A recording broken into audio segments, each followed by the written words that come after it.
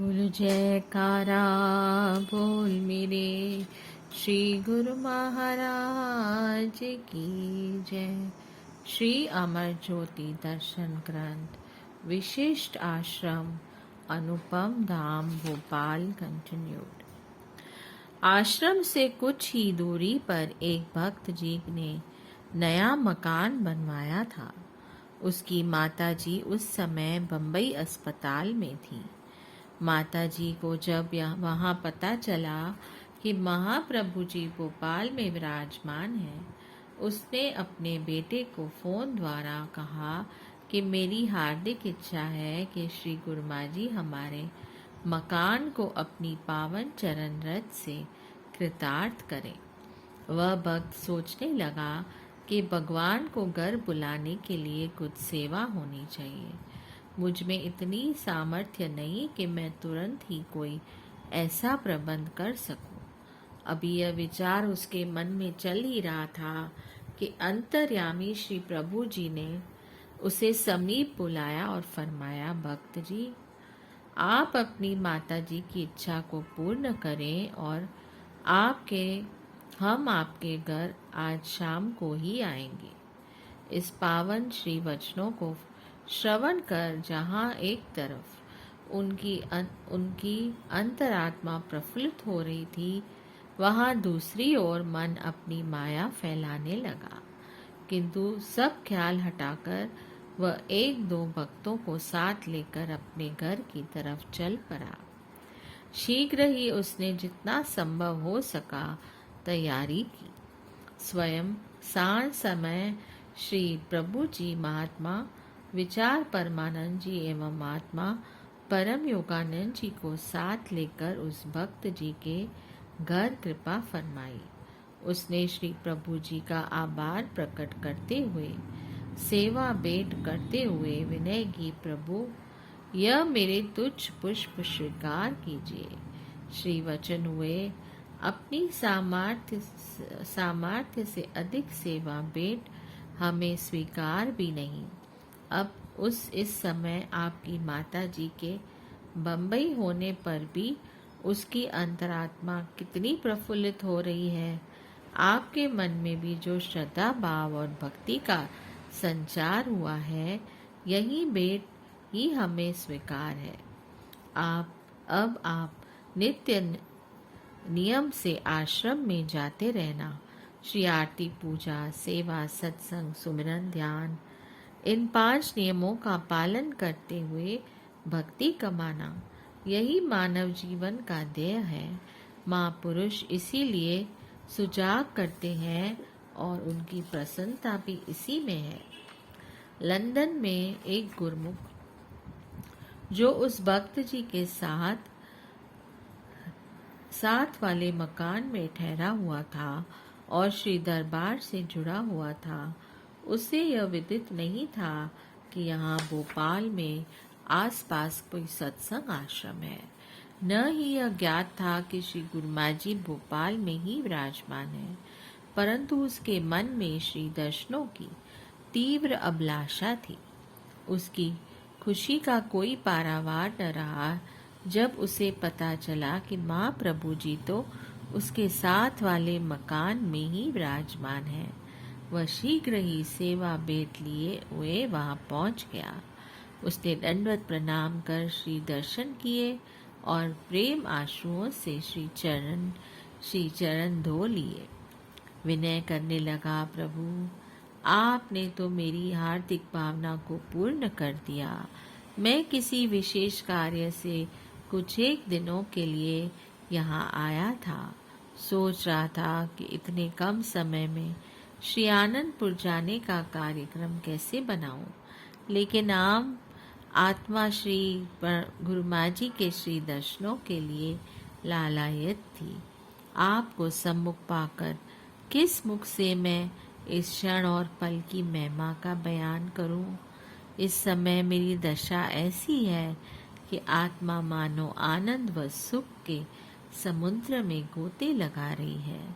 आपके प्रेम में, श्री दर्शन में, नैनों की दिव्य ज्योति में, सुंदर छवि में समाहित होकर मैं अलौकिक सुख संपदा से माला माल हो गया। प्रभु, आ अपने दासों को इसी प्रकार ये शीघ्र निहाल किया करें। श्री प्रभु जी मुस्कुरा दिए और एक ही झलक में उसे असीम सुखों का खजाना प्रदान किया। यही है महापुरुषों की भक्त वत्सलता। भक्तों की श्रद्धा, भावना एवं विश्वास केवल अपने इष्ट देव पर होता है और वे कठिनाई के समय अंतर मन से सब जब स्मरण करते हैं तो श्री सद्गुरुदेव जी भी उसी समय अपनी भक्त वत्सलता का व्रत निभाते हैं। दिसंबर 1984 में भोपाल में गैस कांड की औद्योगिक घटना घटी। इस दुर्घटना में फैक्ट्री से विषैले गैस का रिसाव हो जाने से जन धन को अत्यधिक नुकसान हुआ। एक भक्त जी जो कि श्री आनंदपुर दरबार से जुड़े हुए थे, उनका आवास स्थान फैक्ट्री से आधा किलोमीटर दूर था। घर में वृद्ध माता जी भी साथ थी।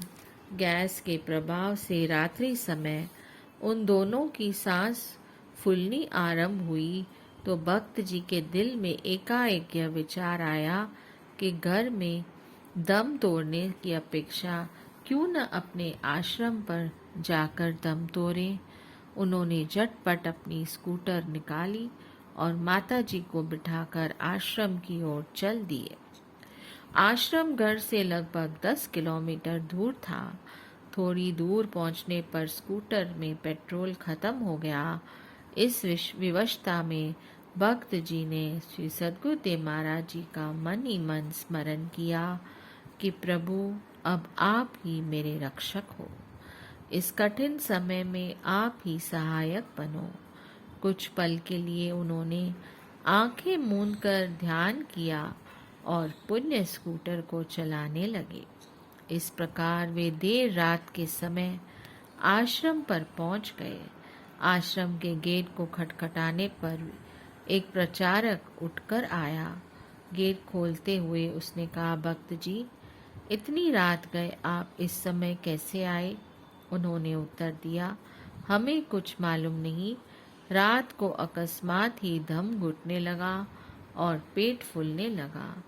समझ में नहीं आ रहा था कि क्या हो रहा है। इस समय तो हमारा आश्रय केवल श्री सद्गुरुदेव जी महाराज हैं, इसलिए हमने आश्रम की राह ली। प्रातः होते ही फैक्ट्री से हुई गैस रिसाव का समाचार आग की तरह सब जगह फैल गया। विषैली गैस ने फैक्ट्री के चारों ओर ऐसा तांडव मचाया कि अधिकांश लोग तो सोए के सोए ही रह गए और कईयों ने तो अपनी जान बचाकर दूर स्थानों में शरण ले ली। प्रचारक ने भक्त जी एवं उनकी माता जी की सेहत को नाजुक जानकर डॉक्टर को बुलाया और बुलाने के लिए जैसे ही उनके स्कूटर को स्टार्ट करना चाहा तो देखा कि उसमें तो एक बूंद भी पेट्रोल नहीं था। यह सोचकर वह बहुत ही हैरान हुआ कि ऐसे में आश्रम तक वे कैसे पहुंच गए। भक्त जी से पूछने पर उन्होंने कहा कि उस समय तो मुझे जैसे शरीर की कोई सुध ही नहीं थी, बस इतनी ही चेतना थी कि श्री गुरु माँ जी का ध्यान सुमरन करते हुए आश्रम पर पहुंच गया। उधर परिवार वालों ने भी जब फोन पर कुशलता पूछी तो उनका एक ही उत्तर था कि श्री सद्गुरुदेव महाराज जी की असीम कृपा और वरद आशीर्वाद से हम सब कुछ सही सलामत है। सबने श्री प्रभु जी के श्री चरणों में कोटि कोटि शुक्राना किया। महापुरुषों की महिमा अकथनीय है, वर्णन से परे है। कहीं तो भक्तों की पुकार पर अदृश्य रूप में प्रकट हो उनकी सार संभाल करते हैं और कहीं पर साकार रूप में प्रकट होकर उन्हें अपने देव दुर्लभ दर्शनों से निहाल करते हैं। संगत की सुविधा हेतु धीरे धीरे इस आश्रम में निर्माण कार्य चलता रहा। लंगर स्थान के साथ साथ ऊपर की मंजिल पर आवश्यकता अनुसार कुछ कमरे बनाए गए। भोपाल की भूमि ने न जाने कितनी तपस्या का फल प्राप्त किया। जब भी विमान द्वारा पूना, बम्बई, बेंगलोर से आने तथा जाने का प्रोग्राम बनता, आप भोपाल इसी अनुपम धाम में विराजमान होकर सत्संग परमार्थ लाभ कराते। प्रेमी जन उस दुर्लभ अवसर को पाकर धन्य धन्य भाग्य मनाते। सुख धाम इंदौर। परम हितकारी पर उपकारी श्री सतगुरु दाता दयाल जी ने श्री आनंदपुर से श्री प्रयागधाम के लंबे सफर में अपनी मौत से एक ऐसे स्थान की रचना करनी चाहिए जिससे आगे आने जाने वाले गुरुमुखों को मार्ग में रहने की सुविधा प्राप्त हो सके और वहां आसपास के शहरों में रहने वाली संगत भी दर्शन एवं सत्संग से लाभान्वित होकर आत्मिक आनंद प्राप्त कर सके। मानपुर स्थान पर एक छोटा आश्रम बना हुआ था। यह स्थान नगर से बाहर सुनसान में था। यहाँ पर श्री प्रयागधाम से आते व जाते सभी गुरुमुखों की बस रात्रि को ठहरती और भोजन बनाती। फरवरी सन 1979 में श्री प्रभु जी ने श्री प्रयागधाम से श्री आनंदपुर में आते हुए यहाँ कृपा फरमाई। इंदौर व अन्य आसपास वाले शहरों से काफी मात्रा से संगत श्री दर्शन करने हेतु पहुंच गई। सायंकाल श्री दर्शन खुले, श्री वचन हुए। प्रकृति ने जगत में जो भी वस्तु बनाई है उसका कोई न कोई उद्देश्य अवश्य है। ऐसी कोई भी वस्तु संसार में न होगी जो निरुद्देश्य हो। जड़ हो या चेतन, छोटी से लेकर बड़ी तक प्रत्येक वस्तु से कोई न कोई उद्देश्य पूर्ण होता है। इसी प्रकार आत्मा को जो मनुष्य जीवन मिला है उसकी भी एक विशेष उद्देश्य है। मालिक ने जिस लिए यह मनुष्य तन प्रदान किया है इसे बहुत कम लोग जानते हैं। मनुष्य जन्म को सब योनियों से श्रेष्ठ और उत्तम कहा गया है, तो इस जीवन का उद्देश्य भी श्रेष्ठ और उत्तम होना चाहिए। आम संसार यह समझता है कि यह मनुष्य तन प्रकृति में हमें खाने पीने और इंद्रियों की कामनाओं की पूर्ति के लिए एक उपकरण दिया है, किंतु महापुरुषों, संतों और शास्त्रकारों के वचनों एवं उपदेशों से जो प्रमाण मिलते हैं उनसे स्पष्ट होता है कि मानव जीवन का विशेष उद्देश्य यह नहीं है। संसारी लोग मनुष्य जीवन के उद्देश्य और इसके मूल्य से अचेत रहते हैं। माया के धोखे में फंसकर वे वास्तविकता को भूल जाते हैं। आम जीवों को प्रमाद की निद्रा से जगाने और जीवन के वास्तविक मूल्य को जतलाकर मनुष्य को उसके वास्तविक काम में लगाने के लिए महापुरुष संसार में आते हैं। वे अपने उपदेशों द्वारा समझाते हैं कि यह मानुष तन एक अमूल्य हीरा है। इसे मूल्यांकन हीरे से मूल्यवान वस्तु को प्राप्त किया जा सकता है, इसलिए मन माया के धोखे में आकर इस अमूल्य हीरे को यूं ही गंवा देना ठीक नहीं है। यह विवेक व ज्ञान जीव को सत्पुरुषों की संगति से प्राप्त होता है। कहा भी है, साध संग में चांदना सकल अंधेरा और, सहजो दुर्लभ पाइए सत्संगत में ठौर। संसार में हर तरफ अज्ञानता का अंधेरा छाया हुआ है। संत सहजोबाई जी फरमाती हैं कि सत्संग में वास मिलना भी कठिन बात है। बड़े सौभाग्य से ही मनुष्य को सत्पुरुषों की सत्संगति में ठौर मिलती है।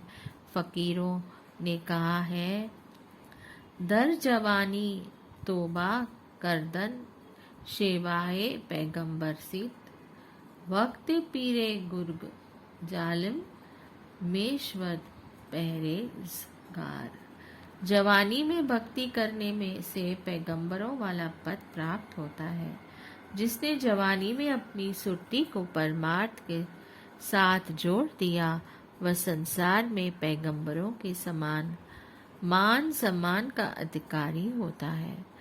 वृद्ध अवस्था में उठना बैठना भी मुश्किल होता है। उस समय यदि पापों से मुख मोड़ा तो उससे क्या लाभ। संत फरमाते हैं कि इसी वर्तमान जीवन के वर्तमान समय में ही कार्य करना है। यह समय जो अब हाथ में है, उसी में ही से ही घड़ी दो घड़ी भक्ति भजन के लिए निकालकर अपना जीवन संवार लो। कल किसी ने नहीं देखा। जो कुछ करना है अभी इसी समय में कर लो। संसार के जिन पदार्थों के पीछे पड़े हो, वे कितने भी कत्र कर लो, अंत समय सब यहाँ छोड़ जाओगे। परलोक में केवल नाम और भक्ति की कमाई ही साथ जाएगी।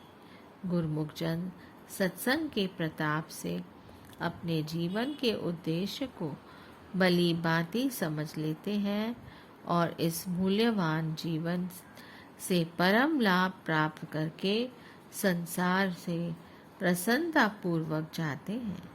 यही सच्चा लाभ है। बोलिए जयकारा, बोल मेरे श्री गुरु महाराज की जय। जय सच्चिदानंद।